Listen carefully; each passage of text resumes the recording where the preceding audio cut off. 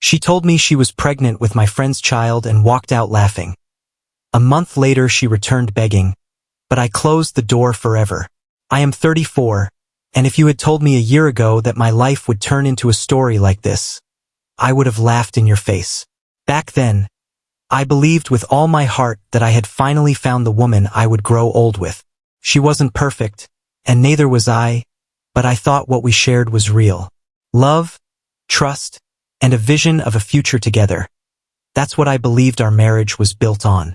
I worked hard to provide a stable life, making sure she never had to worry about the little things. She used to tell me that was exactly what she wanted. A safe, steady life filled with security. I thought I was giving her everything she desired, but I was blind to the truth that lurked behind my back. It happened on what seemed like a regular evening. We had dinner together just like always, but something about her felt different. She was too quiet, her hands trembled slightly as she held her fork. Her eyes avoided mine no matter how many times I looked at her. At first, I told myself she was just tired, but the longer I watched, the more I realized something was deeply wrong. Finally, I asked her what was going on.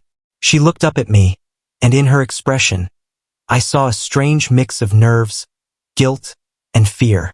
Then she spoke the words that shattered my world into pieces. I'm pregnant, but it's not yours.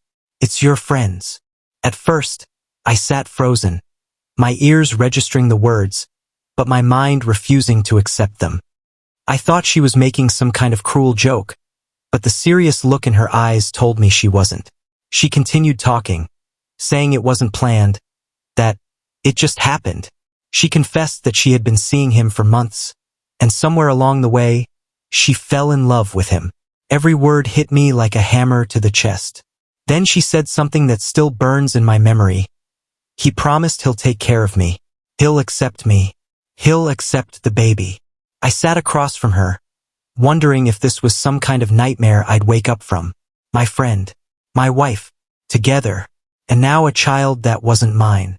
She looked relieved as she finished her confession, like she had just taken a weight off her shoulders.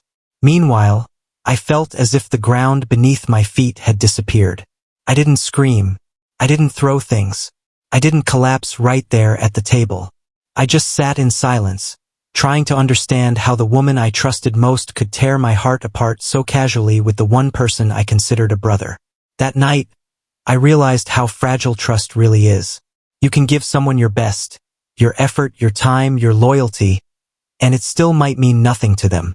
I slept alone that night, not because I wanted to, but because I couldn't bear to be near her.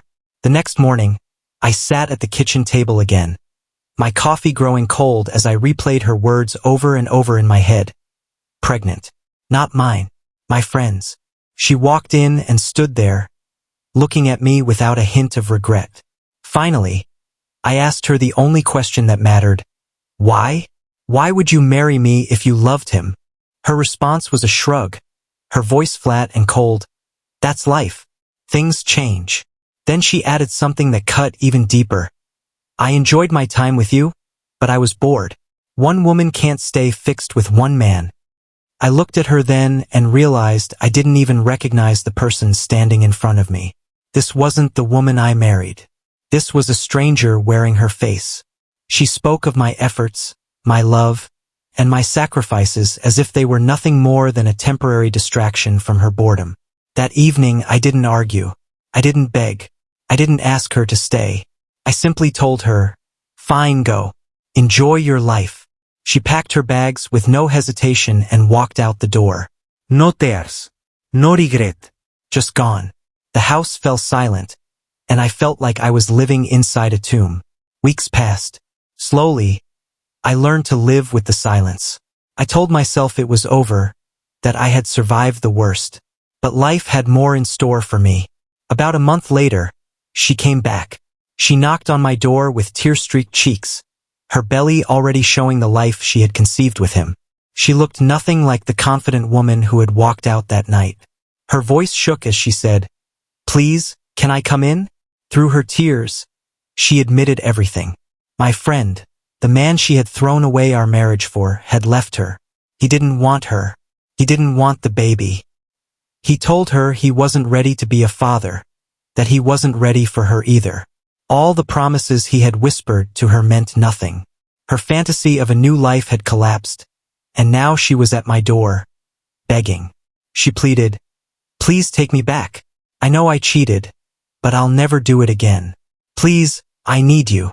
As she sat there crying, I couldn't help but think about the words she once said to me. I was bored. One woman can't stay with one man. Forget me and start your own life. Those words echoed in my head as I looked at her begging to return. She didn't want me out of love or regret. She wanted me because she had no other place to go. And that was when I realized something important. Regret isn't the same as change. Regret happens when a person's plan falls apart. Change happens when they truly see the damage they've done and decide to become different. Looking at her that night, I knew she didn't change. She simply regretted losing him. I let her cry. I listened to every word she said. But in my heart, the decision was already made. I stood up, walked to the door, and opened it. My voice was calm, clear, and final. You chose him. Now you're paying the price. I won't take you back. Not now. Not ever. I deserve better. She panicked, begged, reached out for me, but I pulled away. Don't you see? You already threw me away the night you told me you were pregnant with his child. That's when it ended. Her shoulders dropped. Her tears kept flowing, but I knew they weren't for me. They were for the life she lost, for the man who abandoned her, for the plans that collapsed. With a shaky voice, she whispered, "You'll regret this. You'll see." But even she didn't believe it. She stepped out, and I closed the door behind her. For the first time in months, I felt peace. Not joy, not happiness, but peace.